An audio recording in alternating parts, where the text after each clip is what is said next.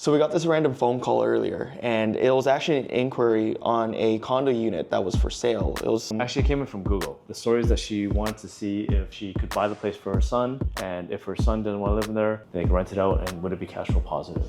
Yes. You know, the purpose of that call was just to find out if it was possible for her. So then I referred to Ken. And here's where it went down. Look, I get it. The Toronto real estate market is confusing.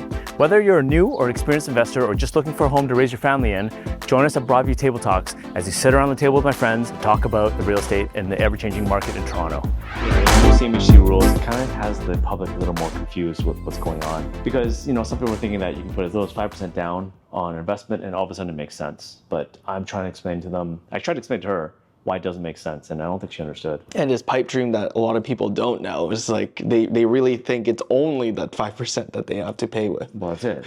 That's the problem. So let me explain exactly how this works. The issue with 5% down is that you're already negative equity to begin with. If you're only putting 5% down, your mortgage loan insurance already is just 4% to begin with. So that leaves you to 1%. But don't forget about land transfer taxes, whether it's provincial land transfer taxes or municipal land transfer taxes. You're probably all in looking at another 4% on top of that. Plus then you have legal costs, title insurance, and then when you sell, you have another legal cost.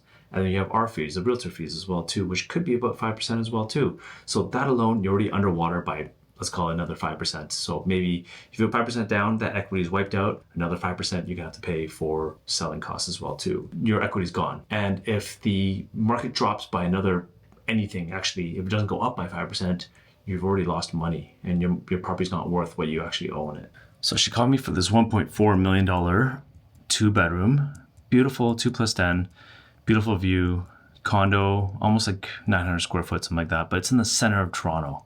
So it's a beautiful layout, great area, and you know, shouldn't have a problem renting out really. But at 1.4 million, with 5% down, 95% loan to value, that works as 1.33 million. And let's just round it down to 1.3 million. Say you want to put 100,000 down for your down payment. So let's just say we have a $1.3 million mortgage at a 4.5% rate for a 30-year amortization. I'm trying to be a little generous here. The payment works out to $6,500 a month and change. Plus another $736 a month in maintenance fees, plus $6,000 a year in taxes, which works out to about $500 a month in property taxes. You're looking at a payment of almost $8,000 for a 2-bedroom condo, which, you know, for this type of condo, they're renting out from anywhere from $3,400, let's call it $3,600 to maybe even $4,000 a month with parking, which $7,900, $4,000, $7,900. 4,000. Doesn't make sense. But okay, let's say we drop the rates down to another percent. Let's say it's 3.5%. What's going to happen there? Well, the payments are still $5,700 a month, right? Even with a 30-year amortization, if you do 25, it's a lot less. The payment works out to like $6,500, which doesn't make sense either. But let's go 30 years. 3.4% is still going to be $5,750. Plus $736 a month in maintenance fees, plus your $500 in taxes. You're looking at $7,000 if you dropped it down to 3.4% rate. So waiting for the rates to come down, that's not going to solve it at 5%. And I didn't even factor in the cost of the CMHC premiums because that's going to increase your mortgage amount. But let's just say we negotiated that premium amount in there and we lowered the mortgage rate. You still have $736 a month in maintenance fees, plus your $500 in taxes. You're going to be minimum $1,200 a month. So that means in order to make, let's just be generous with the rent, $4,000, you're still going to have to get a mortgage payment down to about $2,700. So let's work over here and try to get our number down to $2,700. So I'm going to decrease this mortgage amount. We're still sticking to 3.4%, which is like a unicorn rate, and we might see that next year. But let's just say the mortgage now would have to get it down to about $2,650 and be somewhat cash flow positive with the $1,200 a month maintenance fees and assuming a super high rental rate of $4,000, you're looking at a mortgage rate of $600,000. And if you add your $100,000 back that you did the purchase price at, then you're looking at a $700,000 purchase price. But the price is $1.4 million. You're telling me you got to negotiate down to like half of what they bought it for in order for this to make sense. Look, the bottom line is that investors have left the market. and you can't get in with 5% anymore. You can't limp in. If you know anything about poker, when you're limping in with like a small stack and you're trying to play against the big boys, you're gonna get eaten alive and you're just gonna lose all your money because you're already in negative equity. And if something happens, you're gonna get a huge shock. So you can't use leverage to really get yourself out of this. Like back in the old days, maybe 10, 15 years ago, when everything was just on an uptick and interest rates were super low.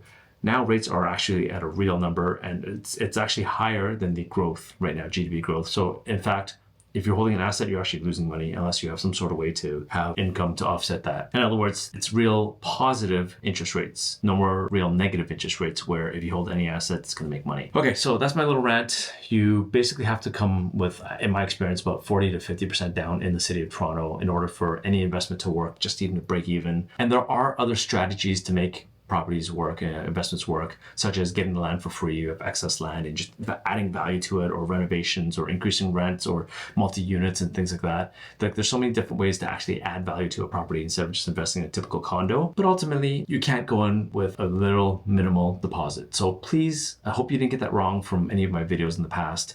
You can't just limp in with just any investment.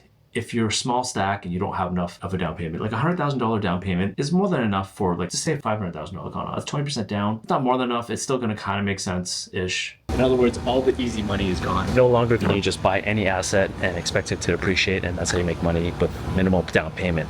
In fact, you should be using less leverage and more cash. If you have a minimal down payment, I don't know, maybe suggest putting into a fund of some sort and let, the economies of scale, working with larger groups or larger funds, let them do the work. Just so many different ways where you can actually make money. Just, I don't know if you should do it in real estate if you have minimal down payment.